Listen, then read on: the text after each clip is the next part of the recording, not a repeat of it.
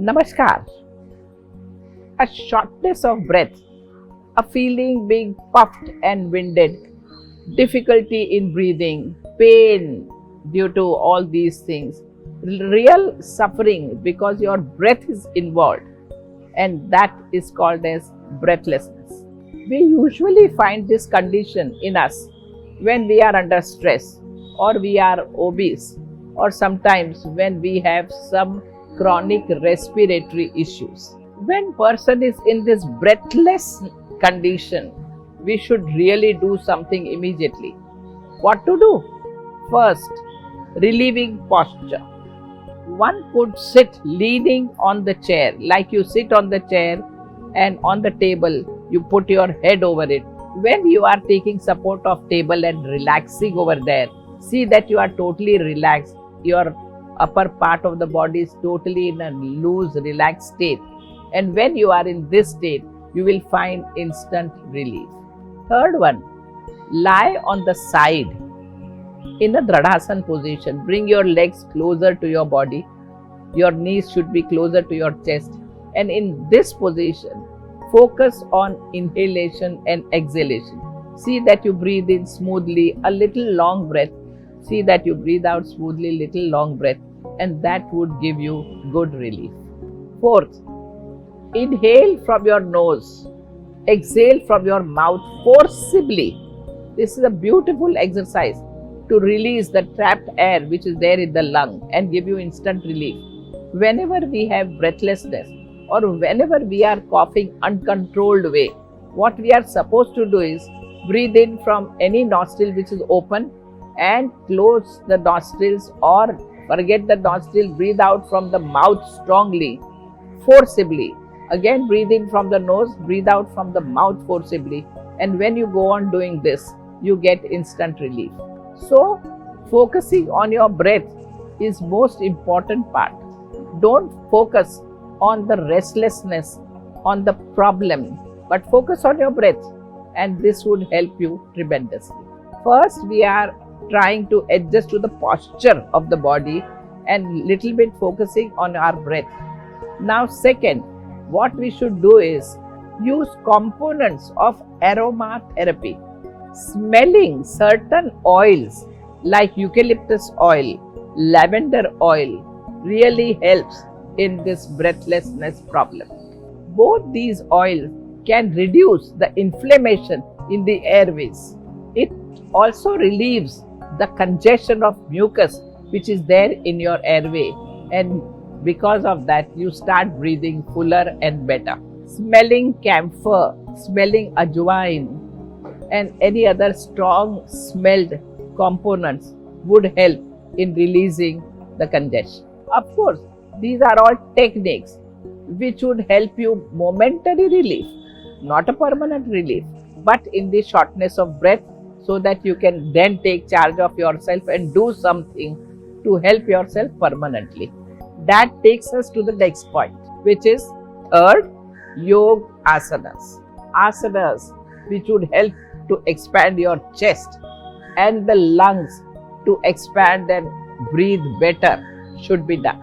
Some asana which should be done on prone position when you are lying down on your chest, and these asanas would be Bhujangasana, Dhanurvakrasana and Adho Mukha Svanasana. Beautiful asana. They would help you to expand your chest and help lungs to breathe much fuller way, much better way. Now let's do some asana in a supine position where you are lying down on your back, straight, flat. Here two asanas are important. One, Pavan Muktasana, and second, Yastikasana. Now let's do some asana in sitting position. These asanas could be Balasana, Parvatasana, Paschimottanasana and Ardha Matsyendrasana. These asanas would help your breathing muscles more flexible. One pranayam which should be done by all of us whenever we feel breathless, uneasy, is pranayam number 4, that is diaphragmatic breathing. Now this breathing best could be done in a lying down position when you are on your back, or you could do even in sitting position, or even in standing position. But this pranayam should be done regularly to help your breathing better, to see that a person breathes fuller and in a relaxed way. You can do from 15 to 30 rounds of this pranayam, that is diaphragmatic breathing pranayam, 2-3 times in a day, and that would help very much. Fourth point is dietary inclusions. Some food habits which should be followed regularly. A food which is mucoactive, such food should be taken in a regular base, and you should know what is that food. For breathing trouble, having expectorants are very important, and such food which helps in increasing expectoration in our body should be taken regularly, as they are anti-inflammatory and reduce inflammation in our respiratory system. And how do they do that? They clear the obstructions in the respiratory tract. Some classic example I could give you is turmeric, ginger and cardamom. They are good expectorants. Second thing, fibers in your meals should be there. You should include fibers in your food. Sufficient amount of fibers are required, and they should be healthy fibers. And these fibers help in removing any other toxic substance from our body. Understand? Fruits, vegetables, legumes, millets and lentils, these all have very healthy fibers. They definitely keep our digestive system very healthy.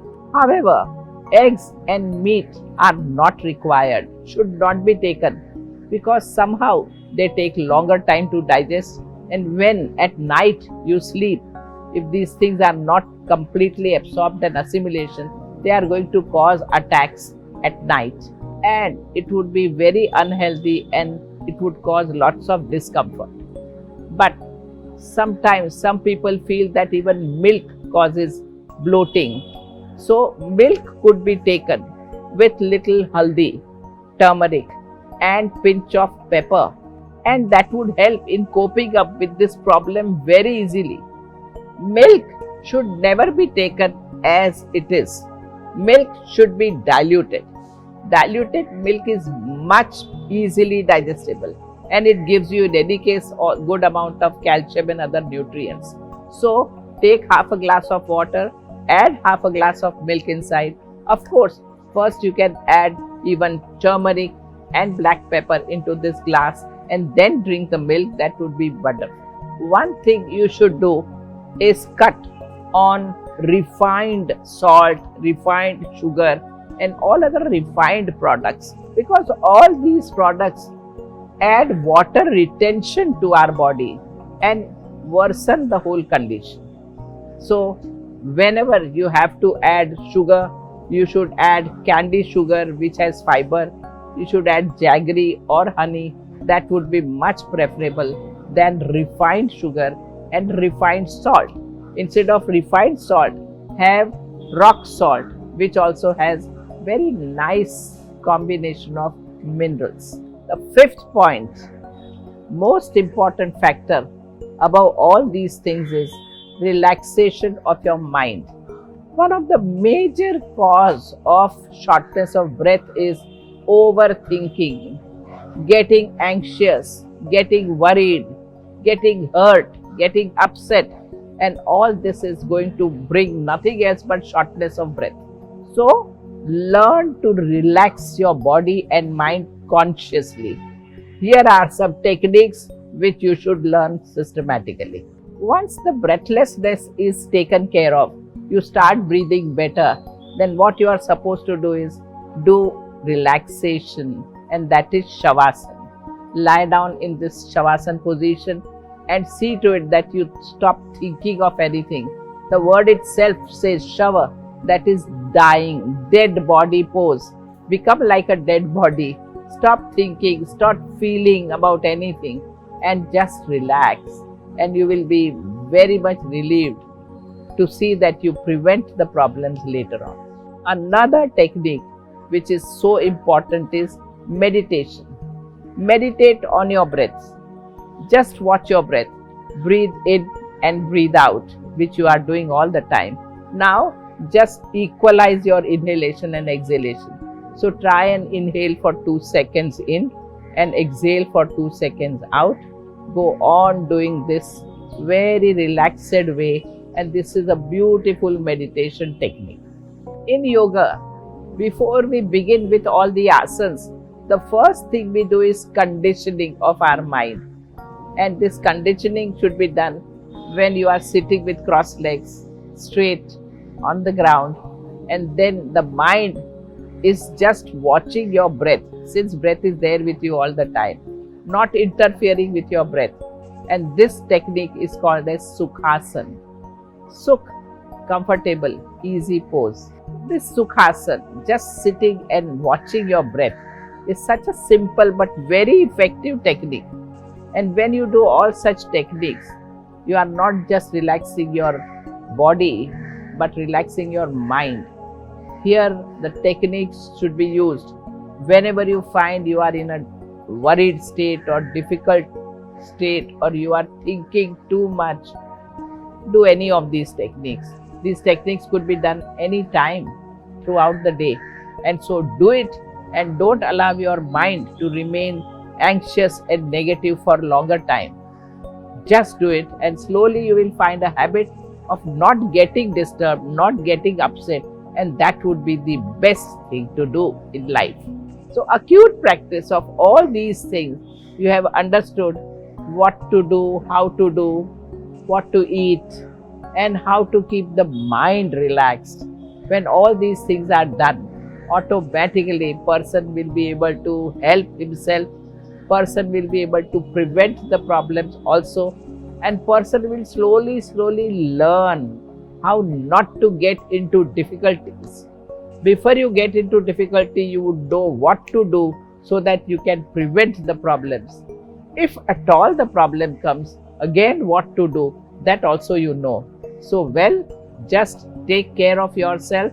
See that your breath is smoothly moving without any congestion, without any irritation, and that would be a wonderful thing even to keep your mind happy and healthy. Take care. Namaskar.